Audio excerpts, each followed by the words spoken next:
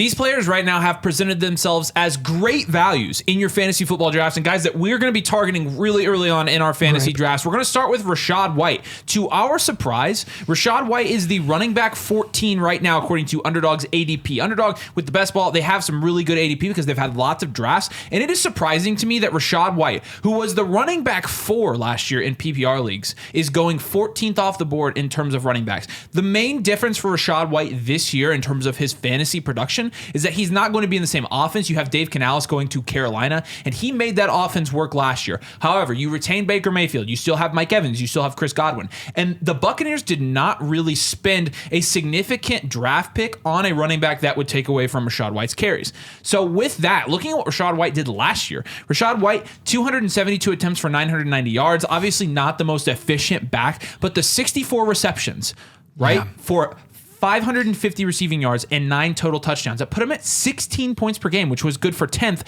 Not to mention, when you're talking about overall fantasy points, like I said, he is the running back 4 in PPR leagues last year. And a lot of this is because he was consistent. He played the entire season. He continued to produce from a receiving game standpoint. And when you're talking about for your fantasy football leagues, most of the time with running backs in full point PPR leagues, if you're playing in standard scoring leagues, it's a little bit different. In PPR leagues, you're looking for running backs that have this skill set, that can have a high floor because of the amount of receiving game usage they get. So when you're talking about high floors, Rashad White, when you look at his game log last year, his floor was fairly high, and you saw the Buccaneers take a significant step forward with Baker Mayfield there last year and also with Rashad White. And looking at Rashad White last year, his floor was around 6.8 points. He had a game of 6.8, a game of 6.9, a game of 7, nice. And then a game of 8. So you're talking about in an NFL where you have running backs taking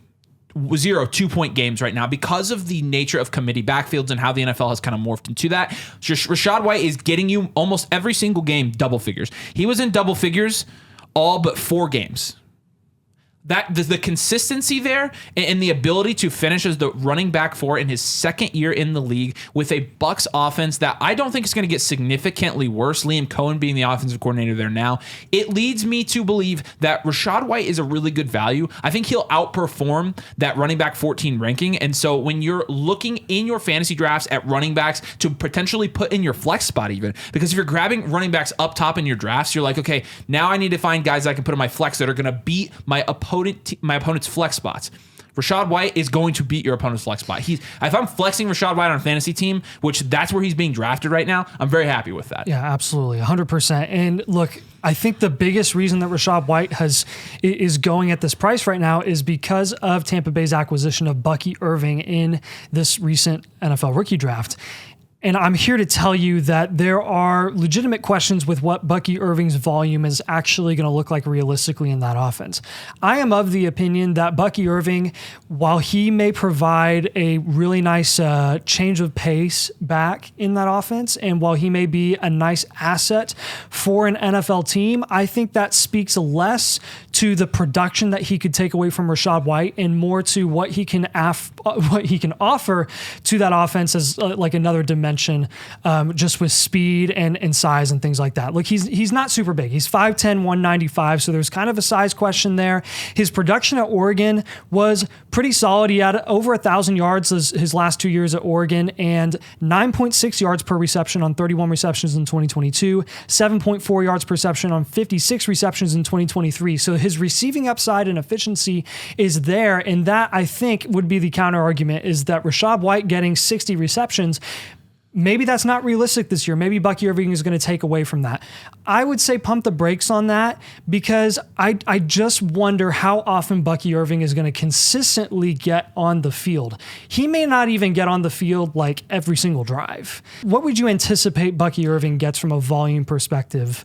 Again, I think Rashad White's still going to get enough volume and is efficient enough in the receiving game to where it's not going to be an issue for Rashad White in terms of his fantasy production. Almost every back is playing in a committee backfield in the NFL. So I don't think Bucky Irving is a threat to Rashad White at all. Again, had they used a significant draft pick on a running back, I'd be concerned about that, but I'm not concerned about it. Right, because you got to think too, he's a day 3 running back that they took a shot on, and Rashad White was the only running back there to begin with last season. Maybe taking a couple carries away will make him more efficient. Sometimes less can be more, and it's not going to be much less with Rashad White. We're expecting pretty much the same production. Yeah. You got the next guy. Yeah, so the next guy that we're going to have here is Calvin Ridley. I love how the turns table. I love how this happens year after year, but there can be a player the year before that you're very against, that you're like, hey, don't invest in him at this price, and that was Calvin Ridley with us last year. We said, hey, don't invest in Calvin Ridley at wide receiver 15 prices. He hasn't played football in 2 years. He's going into a completely new offensive system. We don't know what the chemistry is going to look like there. What ended up happening, he ended up being very hit and miss, and honestly, he ended up outproducing my expectations. I was impressed.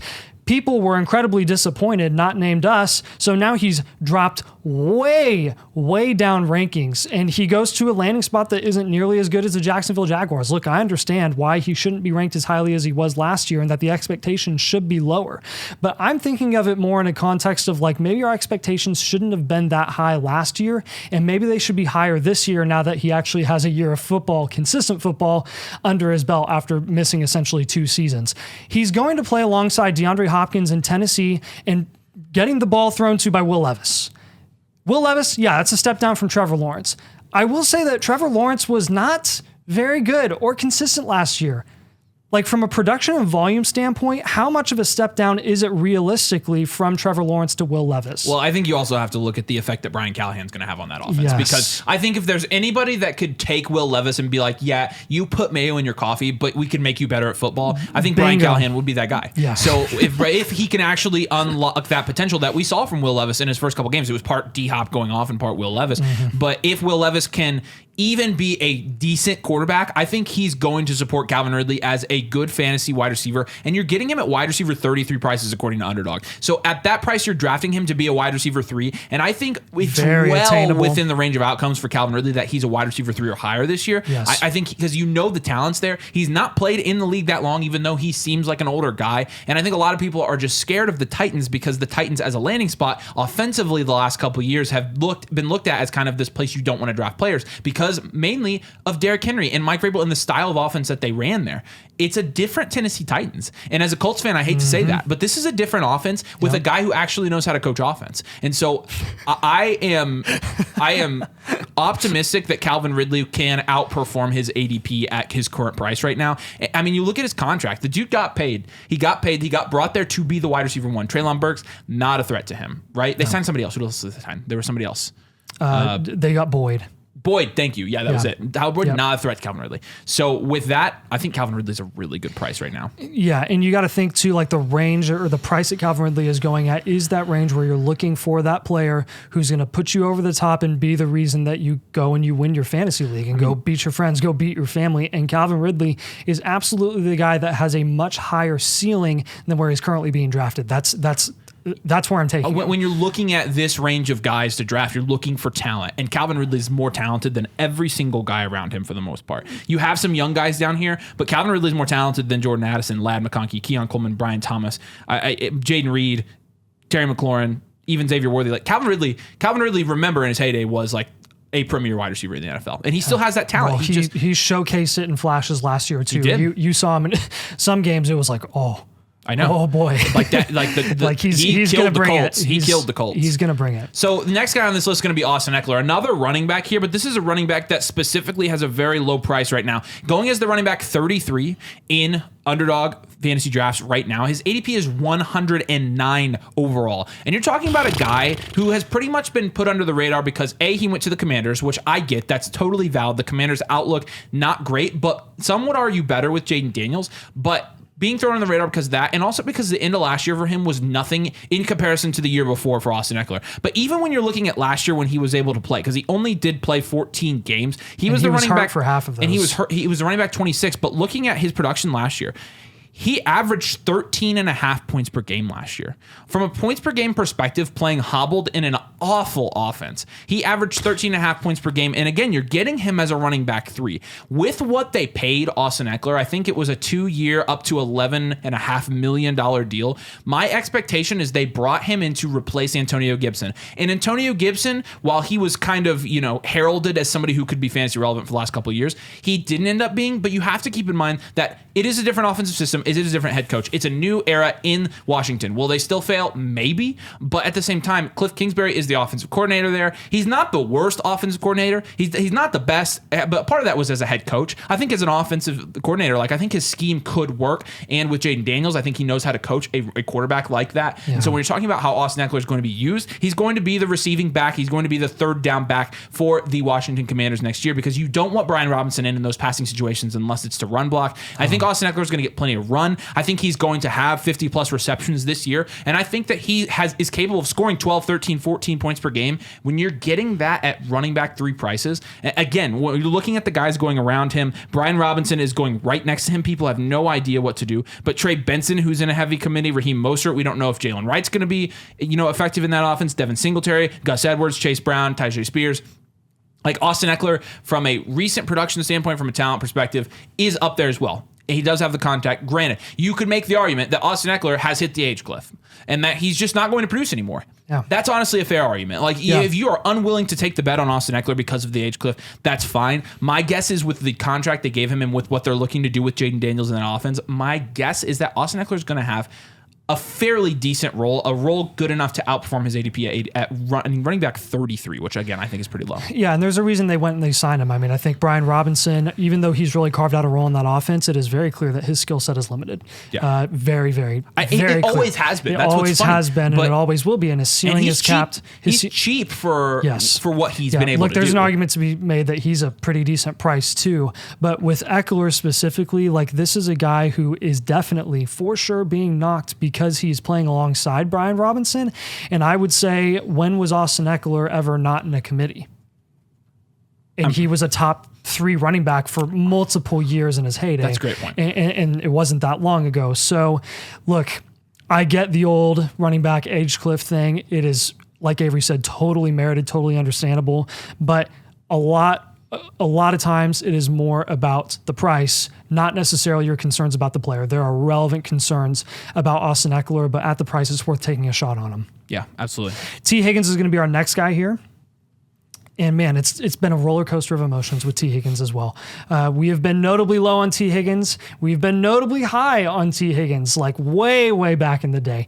Not a super huge fan of what people were expecting from him last year, and he really disappointed. He did less than even we expected, and we did not have high expectations. A lot of it was disappointing due to Joe Burrow being injured and in and out of the lineup, Higgins himself being hurt. Like that whole offense was in shambles by the end of the year. It was really unfortunate. What really sucks the most out of this entire saga with T. Higgins is we were honestly just hoping he'd end up on a different team where he really had the upside and the promise of being the wide receiver 1 exclusively in his offense, wherever that could have been. We were hopeful that it would be Carolina. It ended up not being, or some place that had an absence there at the wide receiver 1 position. He's still stuck behind Jamar Chase, at least as of now, going into 2024. Could that change? It still could, but at this rate, it looks like it's going to be unlikely. It looks like they're going to ride out that tag, and then he'll be an unrestricted free agent in 2025. But this year, I think T. Higgins is absolutely worth taking a shot on because Joe Burrow is going to come into the season healthy, like we would assume. Maybe that's bold. I don't know.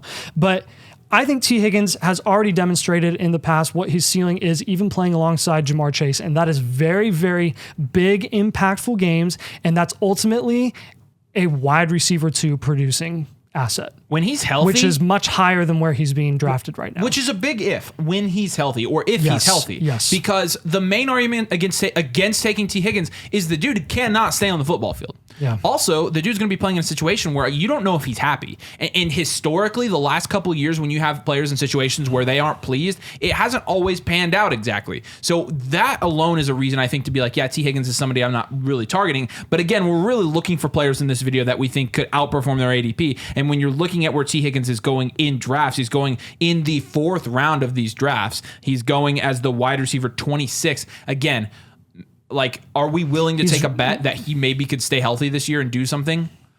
I personally, yes. I mean, you're also betting on Joe Burrow's health. He's shown that his upside is a high-end wide receiver 2, and he's being drafted as a high-end wide receiver 3. Yeah. So that's a value discrepancy. It's risky, again, because you're betting on Joe Burrow's health, you're betting on his health. But But you're also betting on the Bengals actually like producing again from a fantasy perspective. But I really think they were starting to do that last year before Joe Burrow got hurt. Yeah, I'm not super worried about it. And I think it's baked into T. Higgins' price that there are concerns about that. And so I'm willing to take him there. And then the last guy on this video is going to be Deontay Johnson, a guy that really, when you look at what he was able to do on the Pittsburgh Steelers the last 3 years, I saw a tweet, and I think it was in the last 3 years, Deontay Johnson is like top 10 in the NFL in targets, which when you're thinking about his quarterbacks being Kenny Pickett, and then before that, Ben Roethlisberger, and occasionally Mitch Trubisky, what's his name? Mason Rudolph.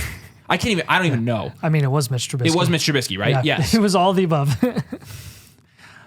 Being top 10 in the NFL in targets, I mean, like that. So bad. That Pittsburgh has been the place for wide receivers to go to die. It's just how it is. It's part of the historical nature of how the Pittsburgh Steelers are going to run an offense with Mike Tomlin at the helm. But also, it's just the fact that the last couple of years have been really bad. I think Deontay Johnson, what he's been able to do, has been really impressive. I think had he stayed in Pittsburgh, it would have been still a decent situation for him. But I think this is a better situation. I think this is a better situation. I think him going to an offense where Dave Canales is now at the head and he is going to be running that offense. He's going to be calling plays for that offense. You just saw the effect it had for the Tampa Bay Buccaneers offense. You just saw the effect it had for Baker Mayfield. And really what this is less of a shot called about Deontay Johnson, who we know is going to get targets. This is more of a shot called about Bryce Young. We think Bryce Young is going to take that step forward, but we also think he's going to heavily rely on Deontay Johnson. When you're looking at Bryce Young last year, you notice early in the season that especially those first 8 weeks, Adam Thielen was winning people matchups. The first 12 weeks. Adam Thielen was winning people matchups, and it was because Bryce Young was so heavily relying on a veteran presence who was available in the middle of the field in the short to intermediate game. He was leaning so hard on him because he had nobody else. Well, and he constantly under pressure. So the easier the target, the better. The quicker he could get the ball out of his hands, the better. And there's still some offensive line questions going into this year for the Carolina Panthers. They did bring in Leggett, so that's nice. A nice deep threat, a deep target. The team itself has plenty of questions. But look, Deontay Johnson is the guy. He is the guy. He is the guy because offense. Adam Thielen, I don't think you see a repeat of what Adam Thielen did last year. Adam Thielen, he's not near as young as Deontay Johnson, and you definitely shows. It looks like he has a fork in his back when he runs. And so with that, I think Deontay Johnson, even at 27.5, injects some youth into that offense. I think he's going to, I don't think it's bold to say he's going to get the most targets there. And when you're talking about playing in PPR fantasy leagues, targets are what you look for. And so when you're looking at his price right now on Underdog, he is 81st in ADP, going as the wide receiver 44. Guys, if he gets anywhere close to the level of targets he was getting there for a minute in Pittsburgh, he got 170 and 150 targets in 2021 and 2022. Last year, 87 targets, but in 13 games. So when you extrapolate that out, he was still on track for like 115 plus targets last year. I think he could easily be back up to 150 this year. I think you're going to see him demand targets at the level that Deontay Johnson's used to. Granted that he stays healthy, which really last year was the first time in 3 years that he had missed any more than 2 games in a season.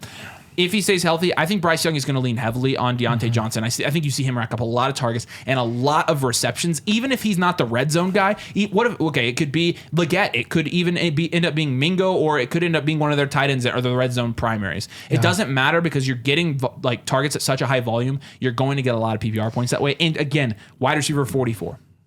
I think if you get anywhere above, I would love to see the statistics on it, and we should do some research. But my guess is if you do 115 targets, if you have 115 or more targets, there's a floor for that in terms of where you finish in fantasy leagues. And I bet it's higher than wide receiver 44. So with that, Deontay Johnson as a target merchant is going to be somebody that we are very high on anyways, but we're going to be targeting this year in our fantasy drafts. Well, yeah, and we played the game. We played this game with a player last year who was going at a crazy discount price, going into an offense that had a ton of questions, a lot of mystery elements really going into that offense, and his name was Michael Pittman, and we knew that he was a very good route runner, and he won his routes consistently, and that he was going to be a target hog. Deontay Johnson, very, very similar, and going into a similar situation where it's like, are there questions offensively? Yeah. Are we pretty confident that it's going to be better than what it was previously? Yes. Very confident. Very, very much. You're going same thing. You're going from Frank Reich to an actual coach. Like it's going to be a lot better. So obviously, just kicking things off, If you haven't already, please subscribe to the channel if you play fantasy football. I can guarantee you we are pouring all of our resources and all of our time into making sure that this channel brings you accurate and engaging fantasy football content to help you win your fantasy football leagues. Our goal is to help you win your leagues, and we, again, are going to give it everything we've got this year. So join us for the ride. Make sure you subscribe. Make sure you drop a like on this video. We appreciate you guys watching today. Thank you so much for joining us, and we'll see you later.